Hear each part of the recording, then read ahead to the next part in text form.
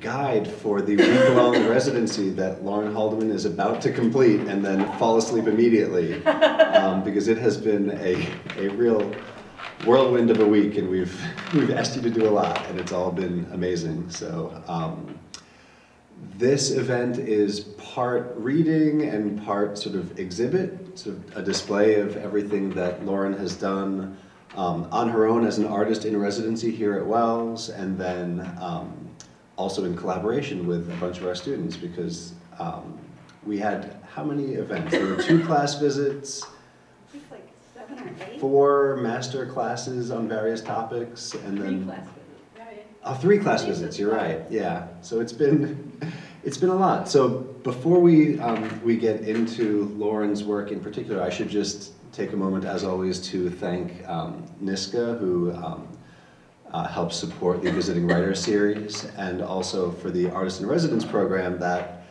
support comes from the Office of the Provost. So thanks, Indy. Yay! Thank you. Yeah, and this is going to be a fun, I usually introduce poets and talk about their work, and I would like to talk about Lauren's work for just a minute, because when I first went to grad school for poetry, I had a terrible case of imposter syndrome. I was pretty convinced that like I was faking it and everyone else was naturally talented, and the fact that like they could just speak and poems would come out of their faces was upsetting to me, because I couldn't do that. And I always at first thought of Lauren as one of these people who's like this book sounds like Lauren, and it feels very intimate and natural and clear. And I always thought of those people as like the people who had to become poets because they couldn't do anything else.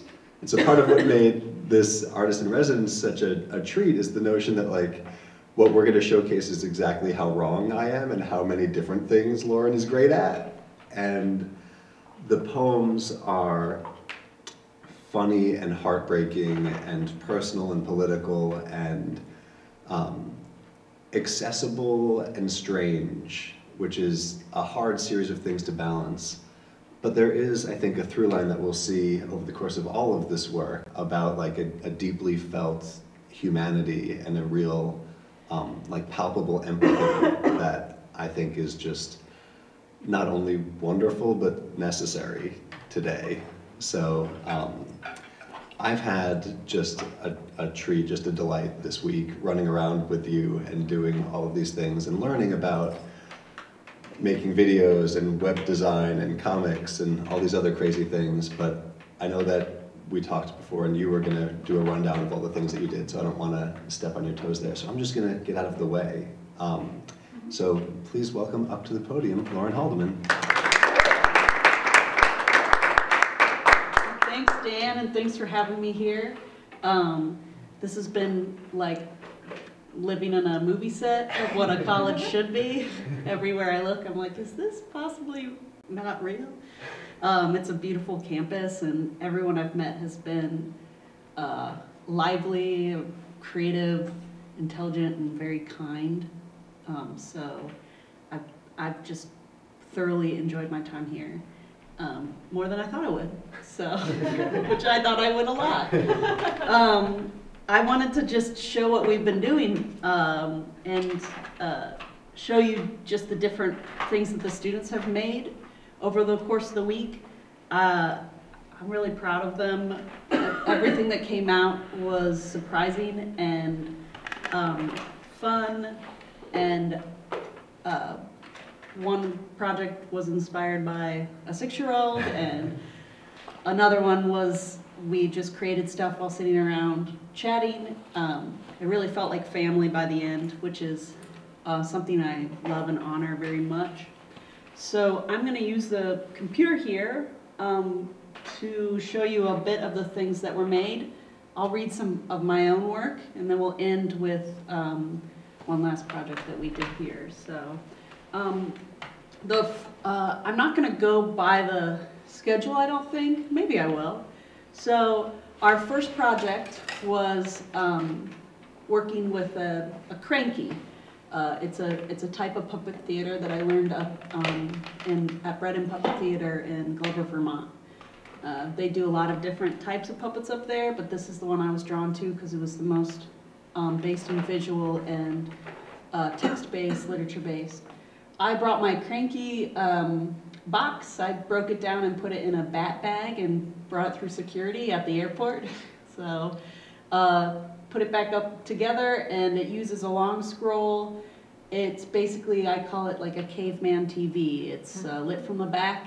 It's kind of like an old Nickelodeon, and I love what happens with it. It's just a magical thing, and the students here at Wells did not disappoint with that. I also, during my time here, was working on my own work as an artist in residence. I had given myself the goal to finish a project for JSTOR based on an English settlement in Brooklyn that was founded by a woman named Lady Deborah Moody. So I'm going to show my completed project that I drew, created, shot, and then edited all here on campus. I'll show that first, and then I'm going to show you the one that we made as a class. So.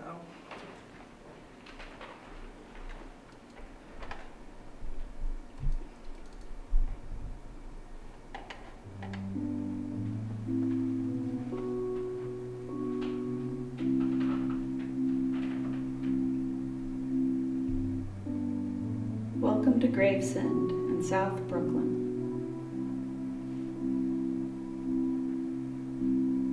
Imagine this neighborhood when it was founded in 1643. Gravesend was laid out on an orthogonal grid, a unique and innovative form of town planning. It was also the first North American colonial village to be founded by a woman. Her name was Lady Deborah Moody.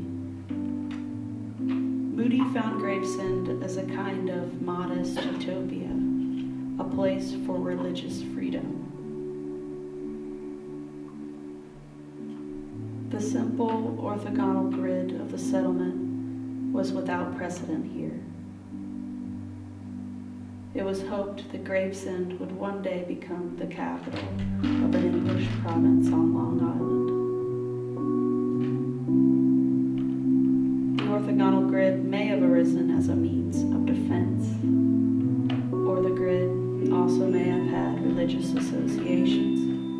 The town was built in close accord with the holy model of cities. They too were square, symmetrical, and oriented to the cardinal points. The settlement in Gravesend didn't last. It was annexed to the city of Brooklyn in 1894. No one knows what became of Moody. Her grave has never been found. So JSTOR has their own blog, and they're trying to add more media based on their actual holdings. So this came from one of their journals that's available as PDF download on JSTOR, and this will be up on their website. But I wanted to make sure to let everyone know that the entire thing happened at Wells College. I shot it in that room to the right of the faculty parlors. So I shut all the windows, and then I shut all the doors, and I loved the backdrop of like the old doors, and those wooden tables is like perfect. So I shot that. I finished it on Thursday, but on Tuesday we had a class where the students made one. So I'm going to show you that now.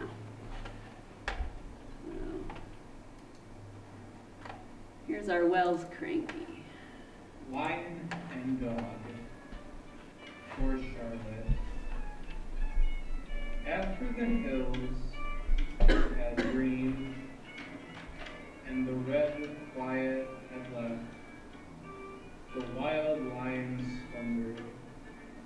A dog approached, cautious with every step. The lion wanted white pancakes and brown pancakes,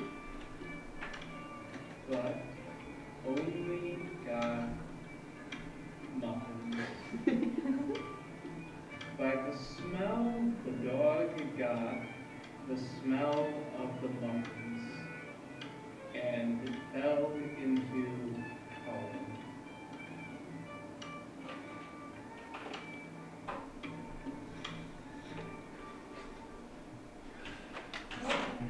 So that one is, that one, you know, with an hour and a half of class time, we got inspired by Charlotte, the 6-year-old.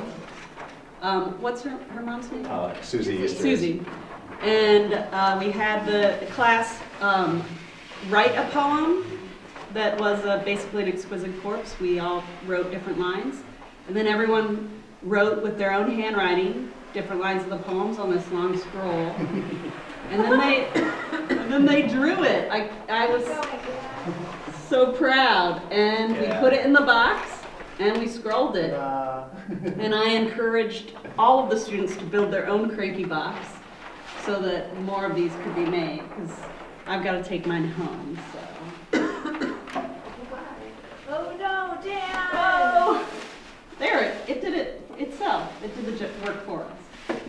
So will this go into the archives? It's a scroll, right? Yeah. Yeah.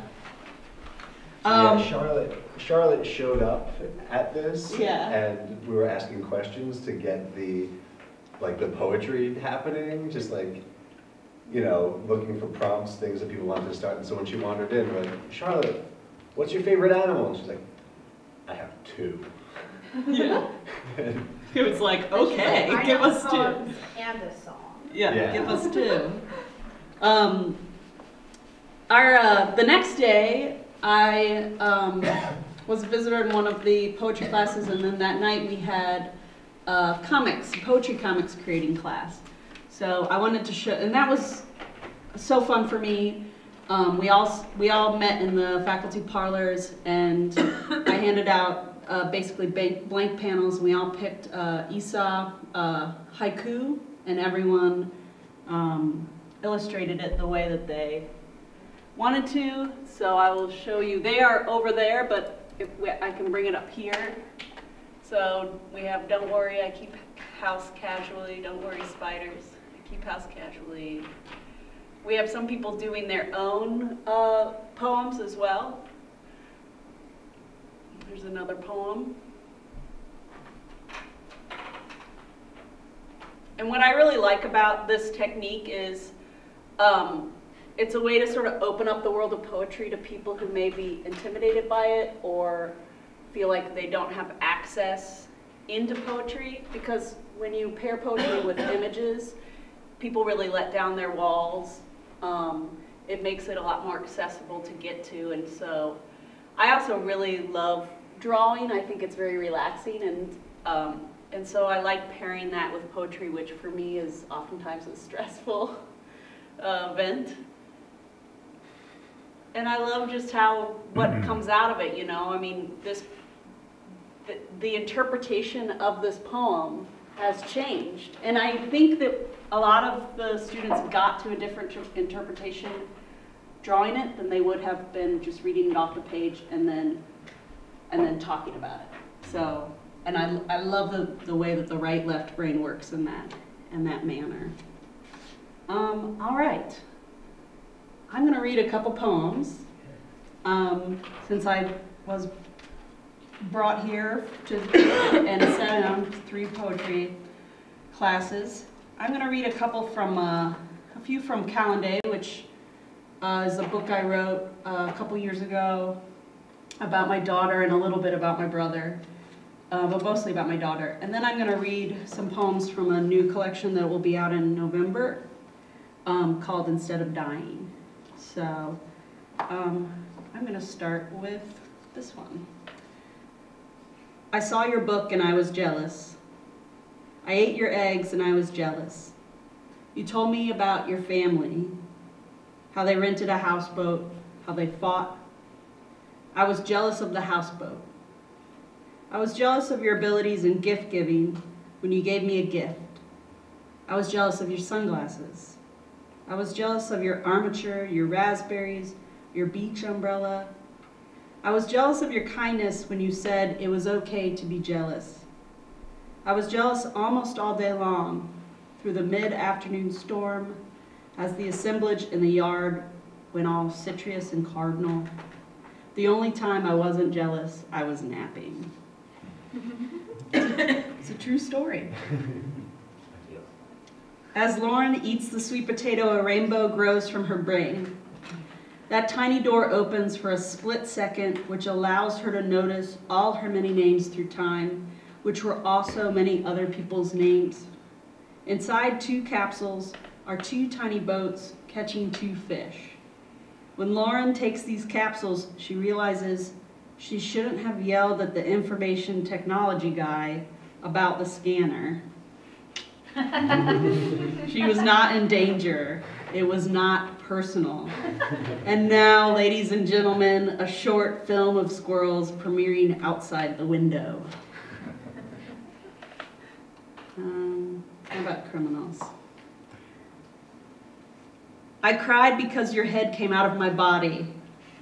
Your whole body came out of my body, and it was nuts. It was absolutely insane. And then your hands kept hitting your face. Over and over, you didn't even know what your face was, but it still kept getting hit. Everything we did was wrong. The cat put its butt in your face. My milk got in your nose. At night, I pulled you into my armpit on the bed where we slept together. Criminals. That was about how I felt like I was a terrible mom. Pretty sure. I mean, I'm an okay mom. A few more out of Calendar. Let's see. I like this one. We are in a forest. We find a deep spring, a metamorphic rock face and carved symbols. Next to the banded-faced god, a plume of feathers, an alligator looking to the sky. We hear a sound. It is the story of giving birth, coming from the rock face. No, we mean actually being said out loud by the rocks, behind the hidden pool, saying to us, see those glowing dots in the small cavern like bits of prisms? Those are souls. They look white, yet as they flicker, you will notice it is every color. See now, one of those lights is passing into your belly. You will have to push. Somehow this is not a surprise. We look out at the water, out of which a face now rises, ambient layers of rich minerals and sediment, maybe the chest of a jaguar or a bird with a toothache. No, it is a woman, the face of a woman we know. That was about a dream I had the night before I went into labor. And it's almost like exactly what happened in the dream. So I guess I woke up and was like, well, let's do this thing. The rock face told me I was going to have to push, so we're good.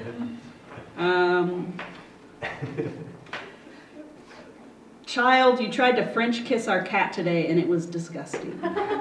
I want to cry out on the way home from the store. A calendar could have told me the multiple wheels have aligned for the feeling of a trapped lion inside me. Motherhood is zoology, the hut of smells, the paw closeness, it fur, it teeth, it dirt. A chapter of your face pasted hard on the chapter of mine. Motherhood written as mortar and wood. The sparkling mishmash ball of all feeling, the static electric of feeling things. I am trying to picture how you will look instead of seeing how you look now. You look like you will. So Calendar was a lot about giving birth and having an infant. Instead of Dying is also has Ellie in it, but it's mostly about my brother Ryan, who died, will be 5 years ago this November. It's interesting because Ryan died on November 2nd, and both my books, Calendar came out November 2nd, 2 years after he died, and this book will come out November 1st, 5 years after he died. So I believe he has a hand in these things. I don't know what that means, but I can't look away from the correspondence of those dates. And so I'm going to read a couple of these. These are, I know that many of you have seen them. They're mirror poems. So I wrote one poem and then I mirrored it onto the other side and found another poem inside the first poem, or on the other side of the first poem. Maybe the spider loves me as much as my dog loves me, but I don't recognize it in relation to my visual requirements. The dog's face is like my face, and the spider's isn't. What I'm trying to say is maybe I should give this spider a chance. I allow it into our house, name it Bruce, let it live. Later, I call my senator and cry. My senator seems so distant these days. What is a relationship with a senator supposed to feel like? I'm guessing not this. I don't even know what my senator does for me. I feel like I have to do everything myself.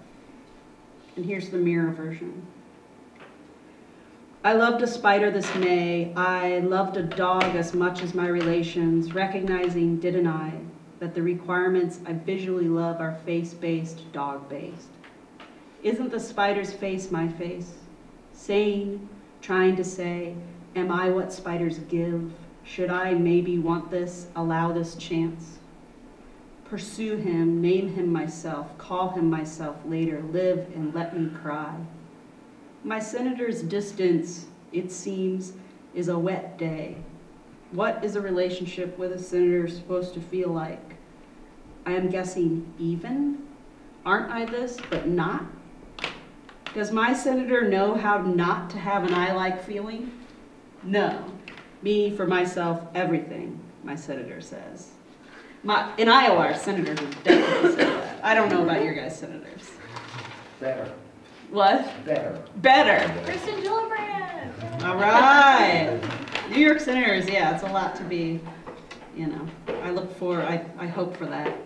I'm going to read a couple of the title poems. And then, yeah. Instead of dying, you move in with us.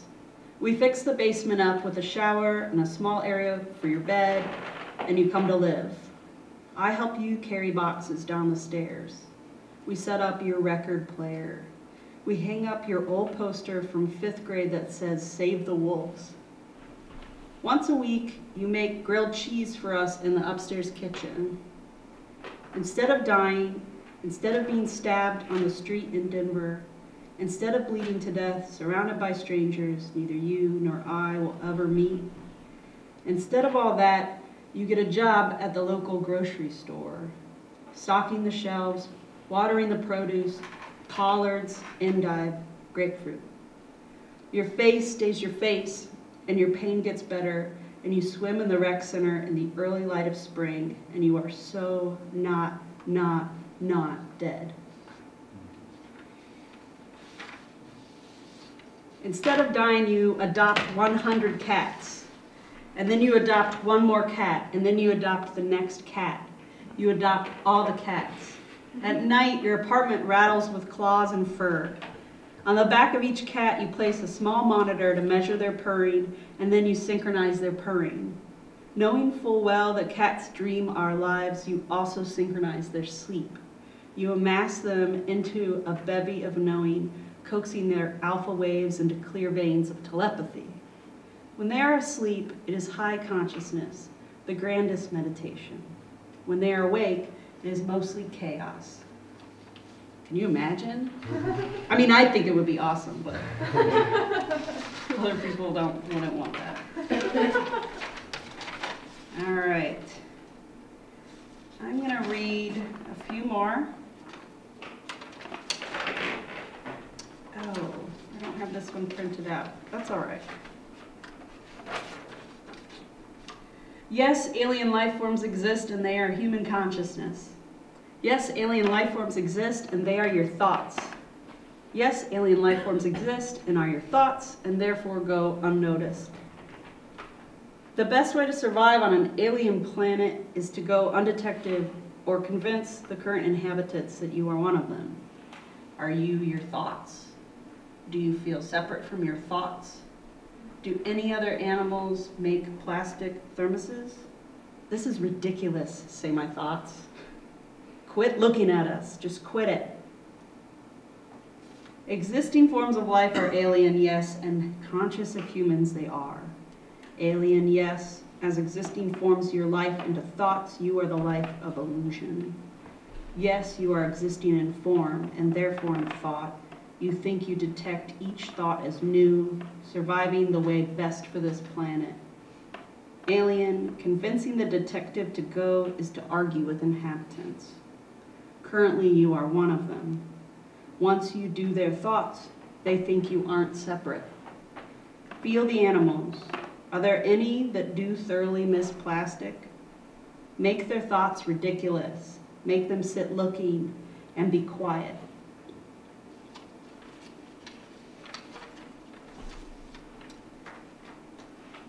Instead of dying, they inject you with sunlight and you live. It is a highly experimental process developed in the deep caverns of Luray, where a fluid from the crevasses of a previous Earth is found to contain a slow conglomerate of sunlight.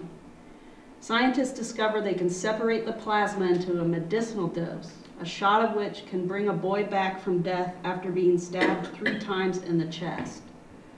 The Belt of Orion, they call it. And it works.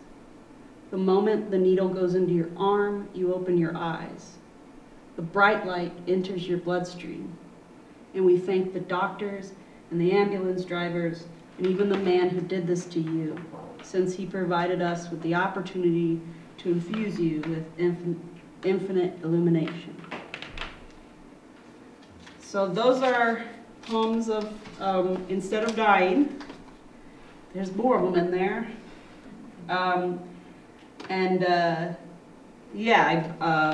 I really enjoyed working on these form-wise. I didn't enjoy editing it because it was a lot of like rehashing kind of terrible things, but I'm glad the editing process is over. So, and it also felt, writing these felt like visiting with my brother in many ways, especially trying to imagine another life for him, another path that wouldn't have been the path he took that night. Was an interesting way to sort of be with him again. So, yeah, so right, I don't know. The last thing I wanted to show was Thursday night. We had a class for, I call it digital storytelling, but I really need to change that title because one student showed up. It wasn't as exciting as it should. So if anyone wants to workshop the title, it's like short films or something, basically making films from poems. So the same idea that I've been going over each segment here, right? How to add media, how to add accessibility to the work on the page. So starting off with a powerful poem on the page, and then adding visuals, music, movement, text to enhance it. So we ended up with a lovely student, Luke and Dan and I, and we made a great video, which I think should be put on maybe the Wells homepage. Like it definitely. Miles asked to watch it again today when I picked him up. Miles watched He's it. obsessed with it. It's great. It's got a rockin' And the beat. song, I apologize in advance, it's gonna get in your head, so. And I will end with this. I definitely wanted to make sure to end with Blame the Lake, so. All right. Let's get it full screen.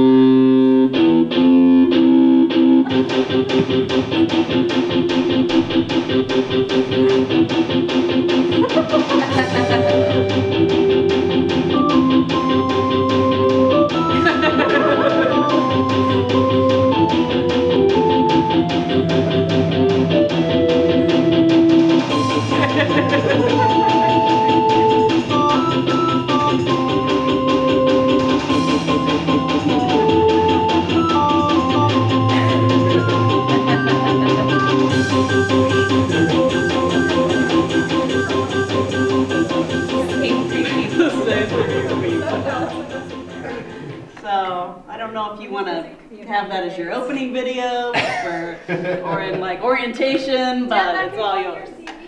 Definitely. And that's it. That's all I've got. Well, thank you. We should also acknowledge that Oh, yes. Luke insisted that we not make the actual poems legible in Yeah. any obvious way. He's like, you have to watch it like a dozen times to read the Yeah, poem. he, yeah, He was he was very like, it's gonna have insistent. like, it's like a hidden like on thing, that. we have to watch it over and over. But, so like, I think that we could, I was thinking we have time for like Q&A, but Yeah. really I think we can also do that in a much more informal way, maybe around cheese. So I will leave you with this, which is a broadside made here at the Book Art Center that is $20 in the future, but $10 tonight. And Lauren has also brought copies of Calendar, which are also for sale for $10 cash or 12 with a card. This can also happen with cards. Or just come and check them out. And I think we can hang out and Bruce? Could I ask Yeah. just one question? Yeah. The mirror poem. Yeah. What was the mirror in terms of the second poem of the first poem? So what I did was I had these poems that and I'll show you I'll just hand you one of the things while I explain it, but Okay. I had poems that I had written and I edited, I was editing them and I really liked them, but there weren't enough. And there was something missing, I felt like. And so I played a lot with the layout on the page. I decided I wanted 20 of them and I wanted them to be 20 lines each. Sort of a John Hollander sort of. So I numbered the lines and I left aligned them and it didn't look right, they looked sloppy. So I right aligned them and I immediately thought of like the psychological test where you take the ink and I was like, what if we did like a psychological blot test with these poems? So I was just switching, it was as though the poem on the left just printed over to the right. So I was, if the line on the left ended on, I would write on at the beginning of the line on the right. So I was mirroring them quite literally. And then when I had that down on the page, then I started to see what lines grew out of those. So I allowed myself to change certain words. I allowed myself to change to words maybe that rhymed or looked the same. Sometimes I really broke the rule. And then I also created another rule that 2 lines from the left poem could be exactly the way they were in the right poem. So as I was editing the right poem, a lot of times it was obvious which ones, but other times I needed something to connect them. So it was fun. Yeah, it's really. It was so fun. I mean, I'm going to do it again. I hope it becomes, I hope people do it. I mean, the problem with writing poetry for me is it's sometimes so stressful that I will avoid it, and I don't know why. So anything I can do to make writing fun, I'll do, and this was a blast. So, and it took 10 poems and made them 20. Like, that's awesome too. So, yeah. Why was the spider's name Bruce? So we were all sitting it was after you. We were all sitting at the dinner table and we were all trying to pick the name for the spider because I was like, let's let this one stay. Like, I'm terrified of spiders and I'm trying to work on it, I'm trying to grow, guys. And Ben my husband's obsessed with Scotland, and so it was for Bruce the Great. Right, Robert Bruce. Yeah. Robert the Bruce, and I said Robert's not the spider's name. And one, I'm pretty sure that spider was a female, but I said, how about Bruce? Bruce sounds good. We also have had at the University of Iowa, our president's name is Bruce, and there was, so. And Bruce is a great name. I mean, come on, and it works great in the poem. Oh, well, great. I'm glad Yeah. you stuck. But now it's named after you, and from here on out, I'm going to change the story because I can, because we can all change our stories. Somebody write that down. Yeah. Oh, write down the change? No one track it. Yeah. Deep. Are there any other questions? Now that it's like raining and like super moody? I have actually one question which I've been wondering, which I think we've kind of touched on, but in the master class, not really. Like, why did you decide to leave the numbers in? Like, obviously there's a coherency, but then. Yeah, the numbers were troublesome. they throw you off, and I kind of liked that. I kind of like how they break. It's more than a line break. It's a whole number. I liked it. I needed them into the very end, and so it seemed silly to get to the end and just take them out. It seemed like I didn't have a reason, because when I was editing it, I needed those numbers to go back and refer. Like, I didn't have the visual counting, and it actually insanely helped in the editing process with the press, because usually what you go through is you say like page 15, like line 8, change this to that. And these were like numbered. So like my editor was like, this is great, like half the book, I don't even have to count like 1, 2, 3, 4. We've already like numbered them. And so I love numbers, you know, like the first book is dates. And so I was happy to keep them in. They definitely make that line break. The left line poems, the weirder poems, so the weirder poem ended up being the right page poems. They just necessarily were weirder, and that just looks like a bullet list, so it almost like seems to normalize the weirder poem, which I liked, and then weird up the normal poem. So, but again, I like accidentally fell into this as a form. Yeah. That makes every line interesting in terms of the changes, the variation. So you know there's going to be some similarity, but then it enriches, I think, the whole thing. And we were trying to figure out, like, should we print it so that they look like mirrors, or should we print them so you actually have to turn the page to see the difference? What are you doing? We're seeing the mirrors. That's the proof. Yeah. So I like that better, but there'd be that book that never got published where you're actually turning the page to see the difference, and maybe looking up at the light and seeing it through. But I'll just mourn that book in private later tonight. Yes. Could you talk for a minute about this sort of revision process for the mirror poems and how that ties into the composition process? Because like you said that you wrote the ones on the left first and then wanted to expand them into this sort of doubled form, and like did that expansion lead to revising the poem on the left? Yeah, definitely. So once I was writing the poems on the right, there were different types of revisions. One, the poem on the right would need to go somewhere that it didn't have a mirror for, and so I'd actually edit the poem on the left to get that poem on the right there. Other times, the poem on the right would like be going along really well, make like some sort of move, and remind me of some change that I wanted to do over here. A lot of time, there were only a few times where I needed to change something on the left, and so had to facilitate. But there's one time that we were talking about in class where I needed to change something on the left, and already the right poem had been written, and the line changed pretty drastically, and I just left the previous lines mirror in like a ghost, you know. And I was like, it's my form, I can do what I want. And so it's in there as this kind of weird ghost, and I liked both lines, and I thought that it's also, that was a poem about struggling with poetry, so I thought it was nice to have that little battle in there. So, should we watch this again? Yeah. One more time? Yeah. I think we did. All right. How did you pick the music? So there's this thing called Free Music Archive, and you can use this music as long as you attribute it. And Dan, I'll send you the thing to attribute. Yeah. But it's this huge archive, and artists just upload their stuff because, I mean, it helps get them name recognition. And this guy, I think the name is Kamiko, and he just made a bunch of video game music. I mean, it took like very little effort to get it to sync up perfectly. Oh, we didn't do any syncing. We stuck it in the video, and it synced. So that's what's amazing to me, because it seems like you shot it with the music already. Yeah.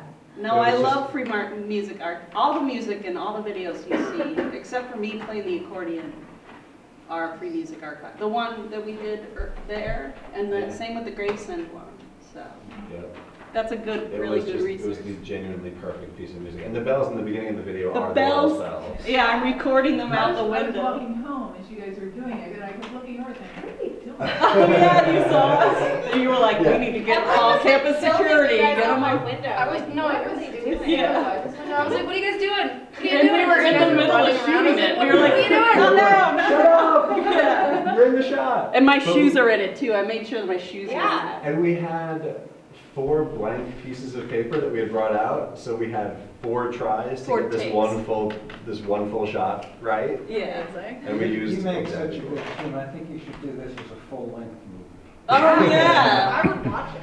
And Oh, it we was- need Luke as the director. Yeah, Luke was very, he was resistant We just did what he told us. to the idea of actually like being involved with writing the Writing. He poem. made us write. Because he was too busy plotting out exactly where we should be and what we should do. And by the time we had finished, writing most of the poem, the first page was going to be written live, but we wrote all the others ahead of time. And And it by was the time his we were idea. done, It was his idea. He was like, let's call attention to the fact that nobody showed up. Because like I was like, well, we can do tricky stuff, and he was like, no, we want that to be. He's like, Yeah. trust me, it'll be funny. and let's have the game break down. We're like, originally, like Lauren just sort of appears in the next spot. You're like, how'd she get over there? And then by He was the like, end, no, it's let's very have it clear. break, let's the have it break. camera's just following us, running like idiots. So you have to be ready for Sundance next year, I don't know. Oh what the yeah. deadline Yeah. is. We've already got our tickets. I got a call from Robert.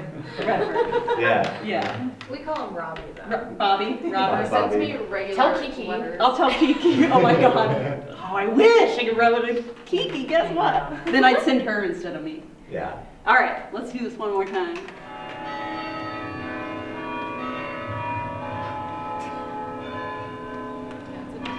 Is that like Dan sped up, or is that It's really sped up. Okay. No, he can't write that fast. And look, he's a lefty. Yeah, yeah.